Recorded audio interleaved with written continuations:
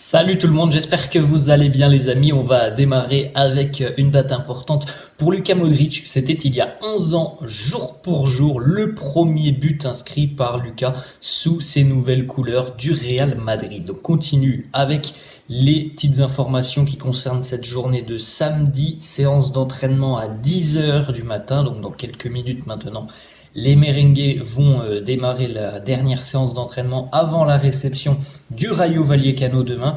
Et puis ensuite, évidemment, après cette séance d'entraînement, aura lieu la traditionnelle conférence de presse de Carlo Ancelotti qui sera certainement questionné sur l'état physique de certains joueurs qui sont absents depuis quelques jours et peut-être aussi sur la première convocation d'Arda Güler. On en parlera dans quelques instants. On poursuit les deux unes des quotidiens madrilènes. Marca qui titre El Robo del Siglo avec cette photo de Jude Bellingham, le vol du siècle, le braquage du siècle. Voilà comment on peut traduire la une du quotidien Marca, parce que du côté du football anglais, de la première ligue, des spécialistes anglais, on ne comprend pas comment Jude Bellingham a pu quitter aussitôt l'Angleterre. Bon, après, la question, fallait se la poser déjà il y a quelques années maintenant, hein, parce que entre le Real et Birmingham, il y a quand même eu aussi l'épisode du Borussia Dortmund. Donc, si Bellingham n'a toujours pas, à l'heure actuelle, disputé la moindre minute en première ligue, c'est qu'il y a eu des manques du côté du football anglais, chez certains clubs anglais, mais en tout cas d'autres équipes comme le Borussia Dortmund ont su saisir l'opportunité, et le Real par la suite aussi. On enchaîne avec cette fois-ci la une du quotidien AS qui titre Davis Mas cerca. Alphonso Davies de plus en plus proche du Real. Il faut savoir que depuis quelques semaines maintenant, le Real entretient des contacts très réguliers avec l'agent d'Alphonso Davies. Il est, on le rappelle une nouvelle fois, l'objectif quasiment prioritaire du mercato d'été 2024. On ne parle pas de Kylian Mbappé comme étant un objectif prioritaire parce que bon, c'est un dossier très très compliqué. Il semblerait bel et bien que Davies soit la priorité mercato.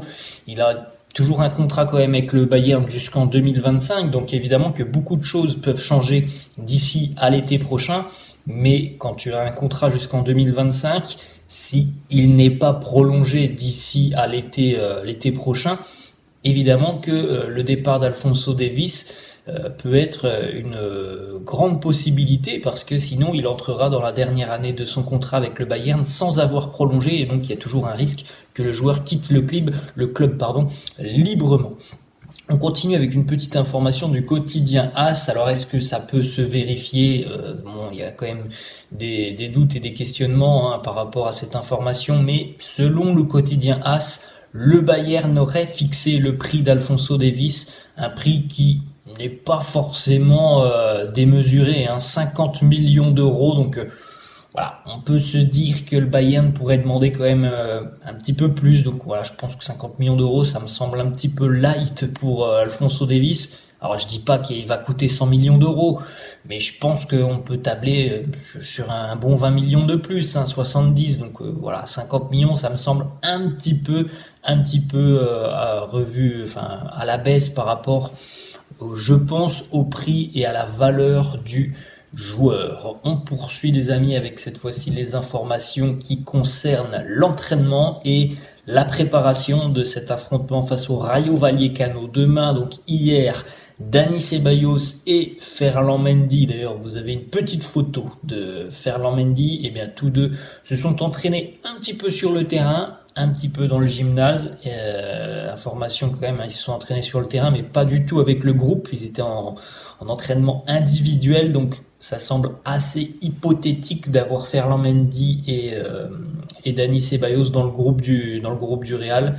Alors peut-être qu'il pourrait être dans le groupe, surtout on parle pour Mendy, mais il y a peu de chances en tout cas qu'ils aient des minutes demain, parce que ils ont toujours pas eu, à 24 heures du match, toujours pas eu un entraînement avec le groupe collectif depuis quelques semaines maintenant. Autre petite photo, donc Fede Valverde était absent de l'entraînement jeudi. La bonne nouvelle, donc il était de retour à l'entraînement hier, donc visiblement voilà, rien de bien grave pour Fede qui a manqué donc l'entraînement avec le groupe ce jeudi. Autre information, Arda Güler pour une fois a participé à l'intégralité de la séance d'entraînement hier avec le groupe, donc c'est quand même plutôt une très bonne nouvelle hein, à 24 heures de la convocation du groupe retenu par Carlo Ancelotti. D'ailleurs, le jeune Turc se considère à 100% pour jouer. Maintenant, tout est entre les mains de Carlo Ancelotti. La décision lui appartient. Selon José Félix Diaz, à l'heure actuelle, il n'est pas évident de penser que Arda Güler fera ses débuts face au Rayo demain, même s'il pourrait être inclus dans l'équipe retenue par Carlo. Du côté du Real, on n'exclut pas non plus que le jeune Arda Güler participe à un match amical du côté du centre d'entraînement de Valdebebas pour qu'il puisse un petit peu rejouer, qu'il puisse prendre quelques minutes. Donc voilà, on en saura certainement plus, les amis, dans quelques instants maintenant avec la conférence de presse de Carlo Ancelotti. Donc n'hésitez pas à aller sur le site officiel du Real aux alentours de midi hein, lorsqu'ils auront reposté toutes les déclarations de Carlo lors de cette conférence de presse. Voilà, Arda Güler peut-être dans le groupe pour affronter le Rayo demain. On enchaîne avec une photo assez impressionnante. On l'avait dit, alors Arda Güler est un très jeune joueur, évidemment avec un physique assez frêle, c'est pas surprenant, hein, il a 18 ans, donc il est encore en train évidemment de se parfaire, je parle au niveau athlétique, au niveau de la musculature, hein.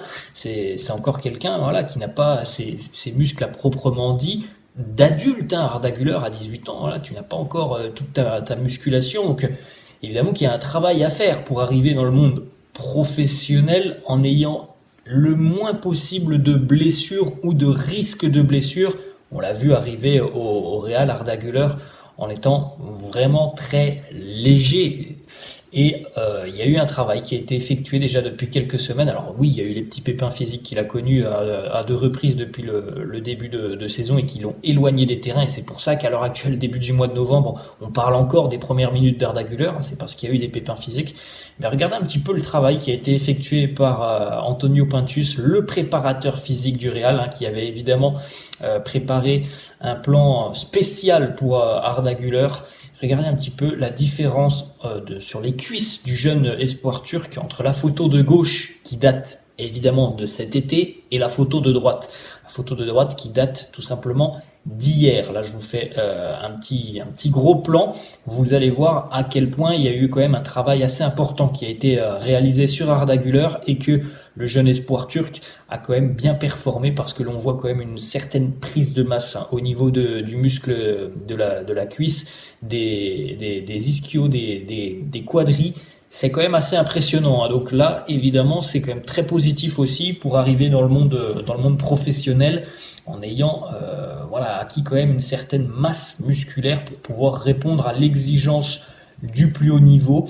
Alors, il a déjà connu le plus haut niveau aussi en Turquie, mais il me semble quand même toujours plus intéressant d'avoir du répondant physiquement parce que il va certainement être un petit peu chatouillé lorsqu'il jouera hein, du côté du Real. On continue les amis avec la composition d'équipe probable. La première, celle de Marca qui nous propose donc Kepa dans les buts, Alaba, Rudiger en charnière, Carvajal côté droit, le retour potentiel de Fran Garcia en tant que latéral gauche, Camavinga numéro 6 qui prendrait donc la place d'Aurélien Tchouaméni blessé, Kroos et Valverde au milieu de terrain accompagné de Bellingham, donc une nouvelle fois pas de Luka Modric, et en attaque Vinicius et Rosselló, donc Rodrigo sur le banc, à méditer, à confirmer. Surtout, on a déjà vu plusieurs fois ce genre de composition d'équipe, puis au final on avait notamment Rodrigo souvent qui était titulaire, donc à confirmer peut-être avec les déclats d'avant-match et avec la compo officielle demain. On poursuit des informations sur Jude Bellingham. Il est élu une nouvelle fois meilleur joueur du Real sur le mois d'octobre. Donc c'est pas compliqué, le bilan des trophées du joueur du mois du côté du Real depuis le début de saison, c'est pas compliqué. Août, Jude Bellingham, septembre, Jude Bellingham, octobre, Jude Bellingham.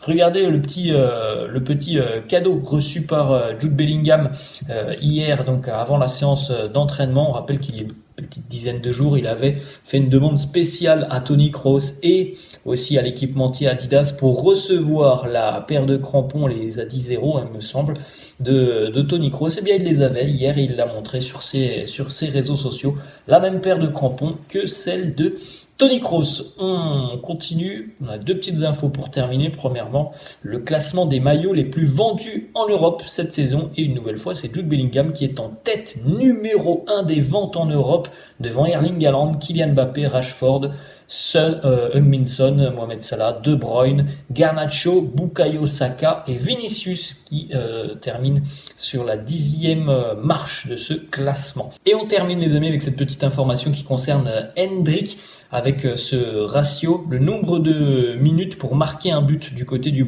championnat brésilien. Endrick, c'est 136 minutes en moyenne, évidemment, donc pour marquer un but, eh bien c'est le record du championnat. Il est numéro 1 devant Tiquinho Soares, Pablo Vegetti, Jonathan Callieri et Ener Valencia. Après des débuts qui avaient été assez timide, il est quand même devenu, depuis quelques semaines maintenant, un joueur beaucoup plus décisif du côté de Palmeiras. Voilà les amis, la fin de cette vidéo, j'espère que ça vous a plu. N'hésitez pas comme d'habitude à lâcher un petit pouce bleu, n'hésitez pas non plus à vous abonner à la chaîne, et je vous dis à la prochaine. Ciao.